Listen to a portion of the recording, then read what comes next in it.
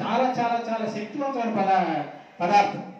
కనీసంగా 10 రోజులకు ఒకసారైనా మునగాకు.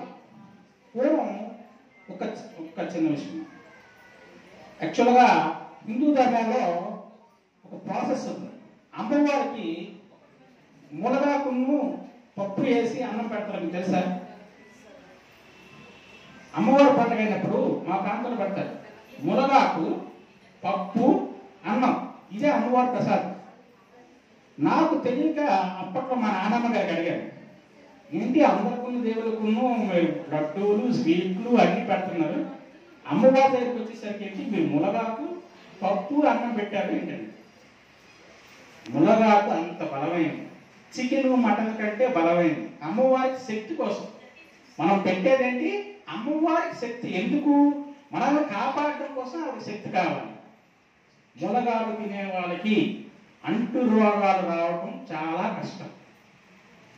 నిజం, ఇది చాలా నిజం కూడా. నేను అనుకునేవాడిని ఈ ఊరనే పెట్టారు కదా ఆచారంగా అనుకున్నాను.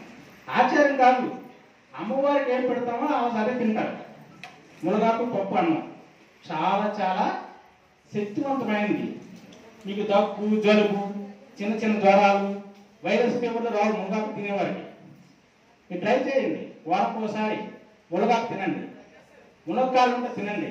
చాలా చాలా మంచిది, రక్త శుద్ధి చేస్తుంది, రక్తాన్ని ఇంప్రూవ్ చేస్తుంది. అదేవిధంగా రోగ నిరోధక శక్తిని విపరీతంగా పెంచుతుంది. మీరు 1 కేజీ చికెన్ కంటే 1/4 కేజీ మునగాకు తింటే మీరు చాలా శక్తివంతులు అవుతారు. సో ఇక్కడ ఉన్న వారందరూ కూడా మన దగ్గర ఉన్న స్థానిక పంటల్లో ఈ న్యూట్రియంట్స్ ఉన్న ఉత్తమమైన ఆహార పదార్థాన్ని మన వాళ్ళకి పరిచయం చేసి అవి అద్భుతంగా బాగా వండి తినే విధంగా చెప్పి రాబోయే తరంలో మరి యూనిసెఫ్ ఏమైతే ఉందో 6 కోట్ల మంది భారతీయులు నిరంతరం పోషకాహార లోపంతో బాధపడుతున్నారని అనే ఒక అపకీర్తి లేకుండా మనందరం కూడా భారతదేశాన్ని కొల్ల దప్పరాలు అంటారు. ఏమని?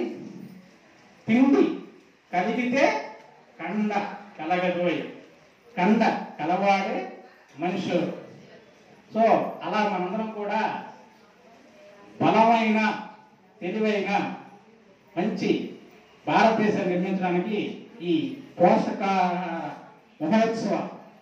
వారోత్సవాల్ని మాసోత్సవాల్ని విజయవంతం చేయాలి. ఇక్కడ ఏదైతే పెట్టారో ప్రతి గ్రామంలో కూడా ప్రజలకి వాటి తాలూకు గొప్పతనం చెప్పి పరిచయం చేసి వాళ్ళ ఇంట్లో ఈసారి పండగలకి వండుకునే విధంగా చేయాలని ఇక్కడికి వచ్చిన అందరికి కూడా మీడియా సిబ్బందికి మరి ఆర్జేడీ గారు మనలాంటి మారుమూల చింతపల్లి రావడం చాలా చాలా సంతోషం.